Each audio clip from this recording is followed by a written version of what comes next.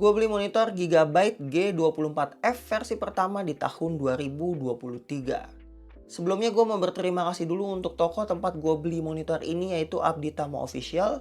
Yang kemarinan tuh gue nyari monitor ini dan kebetulan Abditama punya stoknya. Dan ketika gue tanya tokonya, mereka tuh support banget ketika gue minta tolong untuk ngecekin apa ada dead pixel dan minta tolong nyariin monitor yang bleedingnya paling minimal. So shoutout buat mereka, dan kalau kalian mau beli monitor ini maupun Ergo stand-nya, gue udah cantumin link ke Abditama Official di bagian deskripsi. Untuk spesifikasinya bisa kalian baca komplit di link yang juga udah gue sertakan di deskripsi, tapi untuk gue pribadi, spesifikasi yang paling penting dari monitor ini adalah refresh rate-nya yang udah 165 Hz dan panel layarnya yang udah pakai IPS panel dengan keakuratan warna yang sangat tinggi. Oh ya, kalau ngomongin soal warna dan kalian pengen lebih detail lagi tentang warna seperti color gamut, akurasi, kontras, white point, dan lain sebagainya, kalian bisa cek ke YouTube-nya GTID sebagai suhu besar per monitoran di Indonesia. GTID udah ngasih info yang sangat saintifik dan detail beserta ICC profile yang bisa kalian download supaya monitornya bisa jadi lebih akurat lagi. Jadi gua nggak akan bahas soal itu di video ini, dan link untuk ke GTID juga gue sertakan di deskripsi.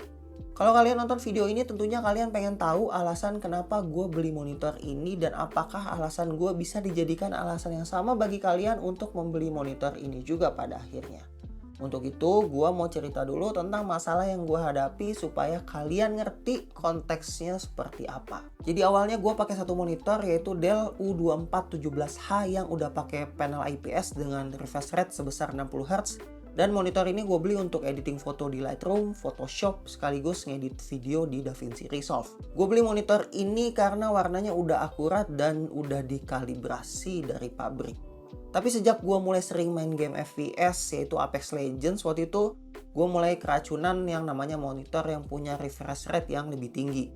Jadi waktu itu gue memutuskan untuk beli monitor LG 24GL600F yang punya panel TN dengan refresh rate sebesar 144 Hz. Saat gue pakai monitor 144 untuk pertama kali, berasa banget performa gaming gue meningkat karena semuanya menjadi lebih smooth, sehingga experience gue dalam bermain jadi lebih enak. Jadi sejak saat itu monitor utama gue berubah jadi LG dan Dell gue jadiin sebagai monitor kedua yang gue taruh di sebelah kanan. Tapi setelah sekian lama gue pakai setup ini, gue ngerasa capek untuk pindah dari monitor satu ke monitor yang lainnya. Jadi untuk ngedit yang nggak ngebutuhin warna, kayak ngedit timeline, ngedit cuman bersih-bersihin foto di Photoshop, atau main game aja, gue cukup pakai monitor yang LG. Tapi kalau gue mau ngedit warna, gue tetap harus ngeliat monitor yang Dell yang gue taruh di sebelah kanan tadi. Itulah kenapa akhirnya gue memutuskan untuk ngejual monitor LG dan ngebeli monitor Gigabyte G24F ini. Karena hal yang tadinya hanya bisa gue lakukan dengan pakai dua monitor, sekarang cukup dengan satu monitor aja. Itu alasan gue kenapa gue akhirnya memilih monitor ini sebagai pengganti monitor lama gue. Selanjutnya gue akan bahas kelebihan dan kekurangan dari Gigabyte G24F ini. Pertama menurut gue, dan ini lebih ke kelebihan yang bersifat subjektif, yaitu monitornya udah sesuai banget sama kebutuhan gue. Yaitu sebuah monitor yang udah punya refresh rate 144 Hz ke atas, punya panel IPS dengan warna yang akurat untuk gue bikin konten di YouTube, Reels, TikTok, dan lain sebagainya. Kemudian monitor ini juga udah punya USB 3.0 pass-through di bagian belakang monitor sebanyak 2 buah, dimana gue bisa naruh dongle keyboard, mouse, webcam, ataupun cuman kayak masang LED strip USB di belakang monitor. Lalu monitor ini juga udah bisa di overclock sampai 170 Hz yang sebenarnya gue sendiri nggak pakai, tapi paling nggak kalian bisa overclock kalau misalnya kalian pengen nambahin sekitar 5 Hz supaya jadi lebih maksimal lagi.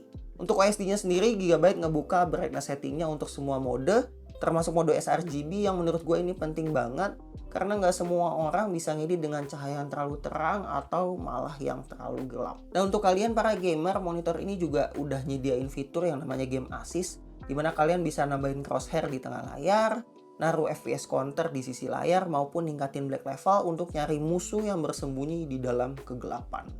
Berhubungan dengan kegelapan, gue akan bahas kekurangannya, yaitu pertama yang paling terlihat dari sisi desain adalah bezel bawahnya yang tebel banget. Bahkan lebih tebal dari monitor Dell gue yang bahkan udah dirilis dari tahun 2017 lalu.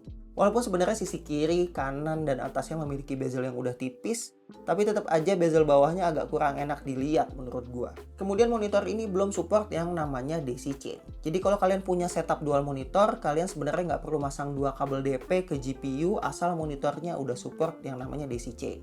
Cirinya adalah monitor tersebut punya port DP out yang nantinya akan digunakan untuk menyambung kabel DisplayPort ke monitor lain yang ingin dihubungkan.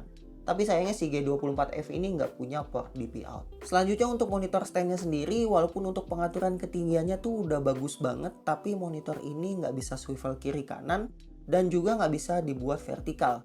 Ya artinya kalau kalian butuh fitur tersebut, kalian harus beli lagi ergo stand yang terpisah. Contohnya Oximus P806 atau Oximus Hydra ZZP1118 supaya bisa dapat setup ergonomis yang lebih maksimal.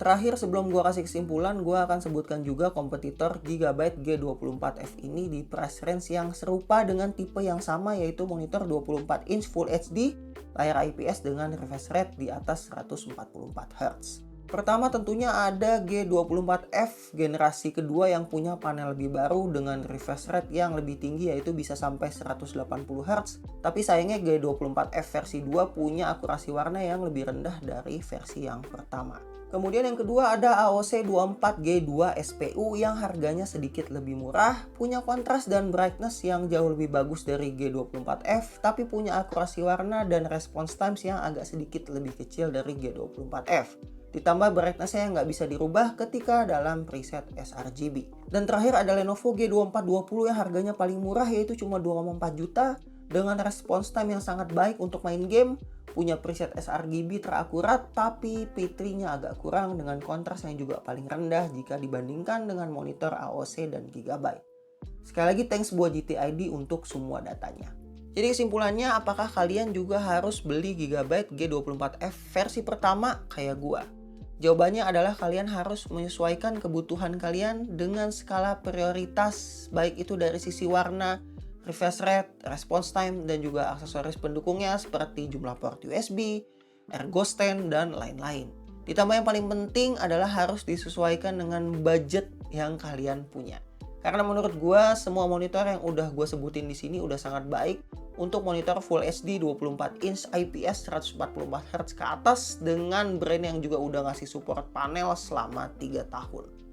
Itu aja dari gue dan semua linknya akan gue taruh di deskripsi. Jadi kalian bisa cek sendiri kalau mau lihat-lihat. Thanks for watching and see you in the next video. Assalamualaikum warahmatullahi wabarakatuh. Peace.